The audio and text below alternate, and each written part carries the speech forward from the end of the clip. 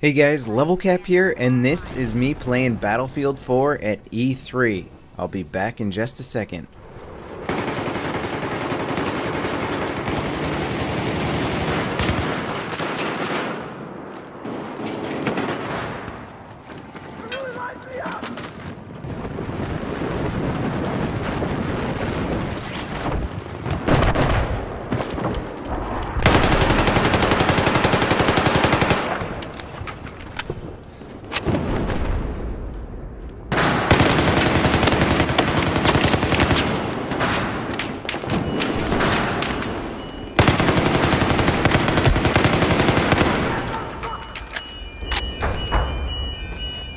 Hey, here's your med kit. Objective Echo. Objective Echo is ours.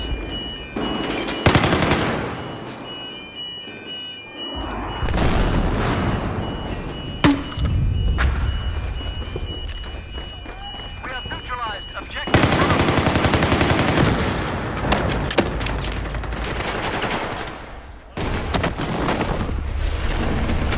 That right there was the assault class using the AK-5C assault rifle. It had a green laser sight on there, a red dot sight. Now check out in front of this tank, you're going to see a incendiary grenade right there. Doesn't that look freaking cool? It's sort of, the difference between an incendiary and a frag is that an incendiary sort of catches on fire there and it lasts a little bit longer. You can actually block off hallways with those. It's pretty cool. If anybody gets near it while it's detonating, it will absolutely kill them. So you have a bunch of different grenade rounds too. You have regular frags, incendiary rounds, and flashbangs. Now I'm going to pop out of the tank here in a second, and I want you to check out the gun that I have. This is the RFB. It stands for Rifle Forward Ejection Bullpup. It's a semi-automatic, basically sniper rifle, and if you notice on the front of the rifle I have a foregrip, but it is an angled foregrip. This is a Magpul design foregrip, and it allows players to grip the weapon differently. It actually functions differently than a normal foregrip. The traditional vertical foregrip from Battlefield 3 has been changed in its function in that it now allows you to fire more accurately when firing from the hip and while moving. The angled foregrip allows you to reduce some of your initial recoil with a weapon, so they serve different functions. If you want more accuracy, the angled foregrip is going to help you out when you're standing still. If you want to be able to be more accurate while shooting from the hip or on the move, then the vertical foregrip is going to be a little bit more for your style. You'll also notice that I have a green laser sight mounted on this weapon. They also have the red laser sight from Battlefield 3 in here, and from reading the description, it seems like the green laser sight is going to basically make you a little bit less visible from a distance, so it's not going to be quite as easy to spot somebody who's got a laser sight on their gun. However, to blind your enemies with the green laser sight, you're going to have to be a little bit more precise and shine it directly in their eyes. Now with the red laser sight, you're going to be way more visible at a distance, so it's just going to be easier to spot you out if you're running around with it, but it's also going to be easier to blind your enemies by just sort of pointing in their general direction. So you kind of have that trade-off there. The green one allows you to be a little bit more stealthy, but you have to be more precise when blinding your enemies. Both of the laser sight attachments, I believe, make you more accurate when you hip fire, probably to the same degree. Okay, now I want to talk about the new squad perk system. Everybody always complained about squad perks overlapping in Battlefield 3. It required a bit of coordination among squad members to make sure that squad perks weren't overlapping or making sure you had the right ones for the right maps. Basically just an unnecessary amount of coordination for a very simple system. Well, it's been completely overhauled in Battlefield 4, and if you check in the lower left-hand corner, you'll notice that there's 4 squad perks, and the first one is lit up. That one is sprint. The next one down the line is ammo, and I don't have access to that one yet.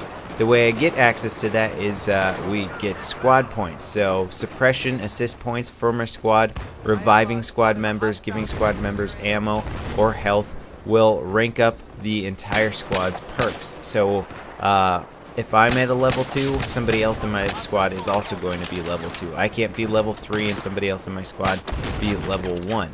Now, what's cool about this system is that the order in which those perks are displayed is completely up to the individual.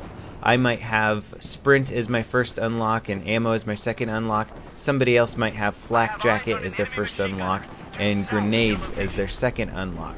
So the order of those perks is completely up to the player, and you don't have to rely on your squad mates to make good perk decisions for you. Now here's where the system gets interesting. Once you rank up to level 3, there's no way to downrank yourself to level 2. You can't lose points. However, if your squad wipes, where all 5 members of the squad are killed, then your entire squad perk system gets reset and you have to rank it up all over again in that round. This gives you a huge incentive to keep your squad up and not let everybody get killed. Now, of course, squad wiping in Battlefield 3 wasn't that uncommon. It was pretty common for 4 players to try and push an objective and for them to all get wiped out. However, now we have 5 players. That's going to be a little bit trickier to deal with. In fact, I'd say it's going to be a lot trickier to deal with.